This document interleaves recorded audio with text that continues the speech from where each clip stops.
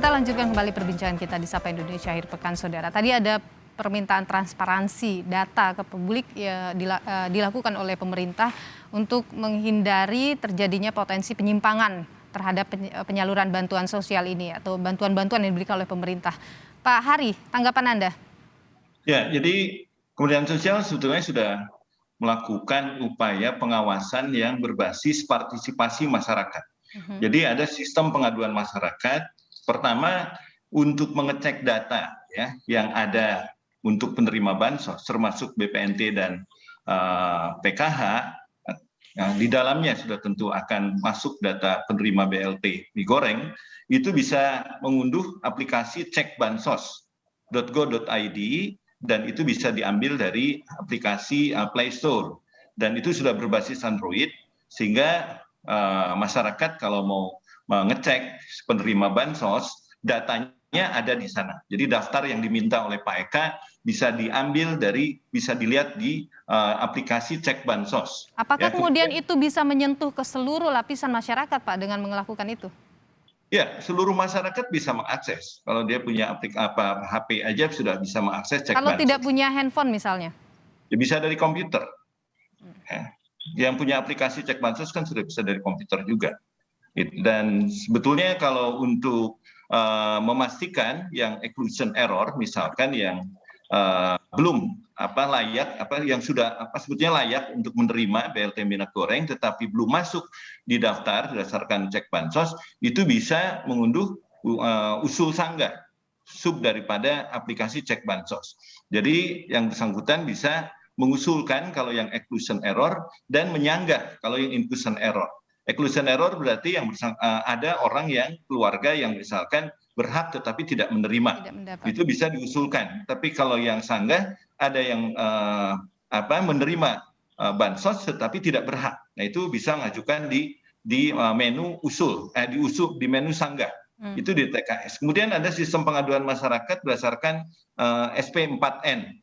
Itu sudah berdasarkan Perpres yang ditetapkan nomor 76 tahun 2013 yang sebetulnya sistem pengelolaan pengaduan pelayanan publik secara nasional itu bisa menjamin hak masyarakat agar pengaduannya itu bisa ditindaklanjuti oleh instansi sektor. Dan untuk SP4N ini ada aplikasi lapor ya GoID yang sebetulnya bisa menerima pengaduan secara sederhana dari masyarakat. Kalau ada diduga tidak tepat sasaran misalkan. Dan samping itu sudah tentukan ada sistem internal pengawasan dari APIP, Ijen maupun BPKP, dan ada sistem pengawasan eksternal dari BPK dan aparat penegak hukum termasuk kepolisian, kejaksaan, KPK, ya bahkan juga PPATK juga terlibat di dalam memastikan kalau ada penyimpangan itu bisa terdeteksi sejak dini. Dan ini bentuknya kan cash transfer, bukan dalam bentuk natura, dalam bentuk barang. Ya, kita sudah tarik pelajaran dari kejadian terdahulu. Saya kira pilihan presiden untuk mentransfer dana kepada masyarakat langsung, baik melalui inclusion error, artinya inclusion keuangan melalui inklusi keuangan melalui perbankan, ataupun cash transfer langsung melalui pos, itu sudah dipertimbangkan untuk mengurangi resiko terjadi fraud atau terjadi korupsi dalam penyaluran bansos. Dan saya kira perlu sampaikan bahwa untuk BLT mie goreng ini bukan satu-satunya bantuan yang menyelesaikan permasalahan mie goreng, minyak goreng, tetapi kan ini merupakan tambahan atau penebalan bansos yang ada. Jadi ada bansos yang reguler, program keluarga harapan, dan BPNT atau sembako. Dan ini tambahan penebalan bansos. Jadi artinya menguatkan masyarakat agar bisa dikurangi dampak di resiko kenaikan harga yang katakanlah menjelang hari raya atau karena tata niaga minyak goreng yang perlu dibenahi, HET yang belum efektif dan lain sebagainya seperti tadi Pak Agus sampaikan. Jadi ini persoalan yang menyangkut social safety net atau mengurangi resiko dari dampak kenaikan harga agar masyarakat tidak terbebani pengeluaran ya akibat dari kenaikan harga tersebut. Dan BLT minyak goreng bukan solusi untuk inflasi ya, sekali lagi. Banyak program lain yang sebetulnya arahnya untuk pengurangan inflasi. Saya kira Oke, Pak Yeka, tanggapan Anda? Ya, Baik, pertama kan BLT itu digunakan satu disalurkan melalui Kemensos. Ada juga sekitar 2,5 yang disalurkan oleh TNI Polri. Tapi gini, Pak Terkait, Yeka, kalau tadi penjelasan Pak Hari soal semua ya. keterbukaan yang dilakukan, semua bisa Oke. diakses sebagainya, Anda merasa itu sudah cukup? Oh, belum cukup karena kan Kenapa? di situ kan hanya sekedar mencek, tidak bisa traceable, traceability-nya kan belum ada. Misalnya, kalau seandainya si A itu sudah menerima, maka lampunya hijau misalnya ya, ada keterangan. Jadi di situ bisa dilihat bahwa begitu program ini nyampe, maka di dalam aplikasi itu muncul alert bahwa oh ini sekian persen yang sudah menerima, sekian persen yang tidak menerima. Nah, selama itu tidak ada, ya data itu sifatnya hanya untuk mengecek saja. Dan kita kan bukan pengawasan itu tidak hanya sekedar checklist saja, tapi sebetulnya bagaimana sampai ke bahwa data itu bisa menyampaikan kepada publik bahwa itu sudah diterima gitu, bahwa apa yang terdapat di dalam aplikasi tersebut mereka sudah menerimanya. Nah ini kan Pak Hari belum sampai ke sana ya aplikasinya. Sudah sampai. Itu disiapkan oleh PT Pos. Nanti Bapak bisa ngecek nanti ke dashboard Pos setiap hari, day to day, real time, bisa kelihatan penerimaan, perkembangan penerimaan, bahkan by name address-nya yang udah nerima atau belum ada. Oke, jadi untuk ngeceknya di Pos, tetapi untuk aplikasinya ada di aplikasi Cek Bansos. Pengecekannya di Cek Bansos. Nah, mestinya kan platformnya harus satu.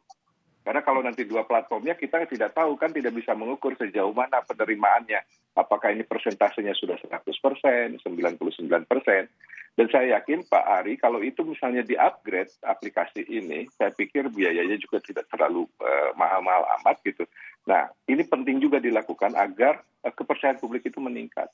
Jadi tidak hanya sekedar aplikasi itu apakah data inilah data yang penerima. Nah, tetapi sebetulnya bisa juga langsung di situ. Kalaupun sudah menerima, otomatis nanti bisa terupdate. Oh, ternyata baru sekian.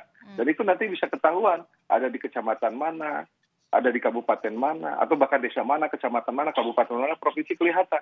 Dan itu mencerminkan juga kinerja pemerintah daerahnya bagaimana. Karena di dalam aturannya, BLT ini tidak hanya tanggung jawab pemerintah dalam proses penyalurannya, tetapi juga melibatkan pemerintah daerah gitu. Oke. Dan itu juga sudah di SIG-NG ya Pak? Di sistem informasi kesejahteraan sosial di BIG programnya bisa dicek link antara Cek Bansos dengan hasil realisasi dari Pos atau dari bank. Ya, artinya maksud saya bahwa platform teknologi yang ada ini masih sifatnya spasial. Nah, tidak utuh gitu kan. Nah, kalau spasial begini kan agak repot. Nah, sementara kalau misalnya aplikasinya utuh, bisa terlihat dalam satu dashboard, membuka dalam satu aplikasi kan enak. Ini kan tinggal mengintegrasikan sebetulnya. Mengintegrasikan itu kan nggak gampang Pak Hari, nggak terlalu sulit lah gitu. Mengintegrasikan data itu sesuatu hal yang mudah. Nah nanti sebetulnya di dalam, apalagi ini sudah basisnya IT, kan bisa kita lihat nanti penyebarannya. Kelompoknya ini ada di mana saja arealnya gitu kan. Bisa saja misal arealnya ini ternyata kok penerimanya itu ada di perumahan kompleks mewah gitu kan, nah itu bisa terlihat nanti di situ. Jadi menggabungkan antara sistem geografi informasi sistem dengan data penerima bantuan tadi gitu. Nah ini yang penting kalau menurut saya. Jadi perlu pengawasan itu jangan sampai aplikasinya tercecer di mana-mana gitu. Kalau bisa satu saja platform. Tumpang tindih di sana sini kemudian akhirnya tidak bisa dicek secara maksimal. Pak Agus, ada kebijakan yang dilakukan oleh pemerintah untuk bisa mengecek dan lain sebagainya yang sudah dijelaskan oleh Pak Hari tadi. Anda melihat ini akan memperkecil ruang untuk terjadinya penyimpangan penyaluran bantuan, atau menurut Anda masih sama saja nanti? Ya, tetap harus waspada. Waktu saya diskusi dengan Bu Mensos di kantornya di Salemba, itu juga sudah kita sampaikan juga, dan itu sudah ada sekarang. Tadi Pak Hari sudah cerita, tapi tetap namanya pencuri itu lebih lihai dari polisi kan. Jadi penjagaannya dari sistemnya dihack atau tidak dan sebagainya ditukar itu juga mudah sekarang dan tidak perlu ahli IT. Anak-anak gamers itu bisa lakukan. Ya, jadi ini yang tentu cek and recheck, lalu inscription-nya juga mesti jelas dan sebagainya. Saya akan pantau karena saya pakai pemantauannya dengan RW saya. Pak RW saya itu melek IT dan kita sudah lakukan perubahan. Dulu sempat saya sampaikan ke Bu Mensos dan RW saya sudah dipanggil ke istana segala, kita lihat. Karena saya juga dapat waktu itu bansos, itu mengherankan. Tapi kita punya Oke, tempat Pak Agus dapat bansos. menerapkan itu. Ya, waktu kemarin COVID itu saya dapat bansos 2 kali. Tapi saya membentuk tim sosial di sini untuk di masjid, kita ada punya masjid agak besar, kumpulkan situ aja, siapa yang tidak itu kumpulkan. Jadi kita cleansing datanya juga dari sini, saya pakai kasus di RW saya, dan kemudian itu juga sudah saya beri masukan. Tapi sekali lagi pengawasannya berlapis ini menjadi perlu karena hackers itu banyak dan bukan ahli IT saja yang bisa, anak-anak gamers itu bisa, dan itu harus diwaspadai. Oke, Pak Agus, ini kan penyaluran dilakukan oleh TNI Polri, kemudian Kementerian Sosial tentu nanti akan berkoordinasi dengan pemerintah daerah, kemudian juga dengan tadi Pak Hari sebutkan juga dengan PT Pos. Anda melihat dengan ini akan semakin kuat, semakin bagus, atau justru nanti malah akan semakin celah untuk penyimpangan itu akan semakin besar terjadi? Ya, harusnya semakin bagus. Nanti mungkin saya akan hubungi Pak Faisal di PT Pos untuk dia bercerita bagaimana, jadi saya bisa menangkap esensinya. Ya, tapi harusnya mana ada kita berubah kita itu terus tidak lebih bagus, kan itu tidak waras. Gitu. Okay. Jadi harusnya ya harus lebih baik. Oke, ada banyak yang mengawasi. Pak Agus salah satunya juga akan mengawasi penyaluran BLT ini. Meskipun ini memang bukan solusi jangka panjang harusnya ya. Bukan. Ini cuma menyenangkan saja. Karena pemerintah pusing mau diapain soal minyak goreng, ya kasih bansos. Itu aja. Okay. Nanti makin banyak. Sebentar lagi solar udah menghilang, bansos lagi gitu. Oke, baik. Nanti kita akan lihat. Saya terakhir ya Pak YK, saya ingin apa yang ingin Anda sampaikan singkat saja. Ya. Tadi kan disampaikan satu sisi ada lagi TNI Polri sebagai menyalurkan. Saran saya ini khawatirnya apakah sesuai dengan tugas pokok dan fungsinya gitu. Kalaupun mau mengawal sebetulnya bukan masuk ke penyaluran. Terus terkait penyaluran, kalau basis datanya tadi misalnya ada BPNT, ada juga program PKH, berarti kan sebetulnya itu sudah memiliki nomor rekeningnya masing-masing. Ya, nah sehingga kalau melalui PT Pos yang harus diperhatikan itu adalah bagaimana, karena kan perlu ada standar pelayanan publik dalam penyaluran subsidi seperti ini. Bagaimana untuk mengantisipasi membludaknya orang segala macam. Rasanya kalaupun semuanya nomor rekening sudah ada, ditransfer aja gitu. Oke, baik. Pak Hari, terakhir singkat saja. Anda harus memastikan atau pemerintah ini harus memastikan ini tepat sasaran, tidak ada lagi kasus seperti sebelumnya, bantuan-bantuan sebelumnya yang kemudian diselewengkan. Ya, di dalam aplikasi Cek Bansos itu kita sudah melengkapi dengan geotagging. Jadi rumah-rumah penerima manfaat itu sudah 40 juta, yang 9 juta, 9 juta rumah yang sudah ada fotonya dari depan. Dan itu satu perbaikan, sehingga dari situ juga bisa melihat kalau yang rumahnya besar dan sebagainya, itu bisa ditidaklayakkan, diusulkan untuk tidak dilayakkan oleh operator. Nanti kami akan kirim ke Pemda untuk secara otomatis mentidaklayakkan yang tidak tepat sasaran tersebut. Jadi kasus yang wali kota, kasus yang Pak Agus itu diharapkan tidak terjadi lagi karena ada menu baru yang dimasukkan apa yang disebut ketidaklayakan. Penidaklayakkan itu memang kewenangan dari kepala daerah atau Pemda. Nah, ini yang mengurangi kemungkinan risiko adanya penyimpangan-penyimpangan. Oke, baik. Kita akan pantau bagaimana penyaluran dari bantuan langsung tunai dan sejumlah bantuan sosial lain yang diberikan oleh pemerintah kepada masyarakat di tengah harga-harga pangan yang kian mencekik tentu saja.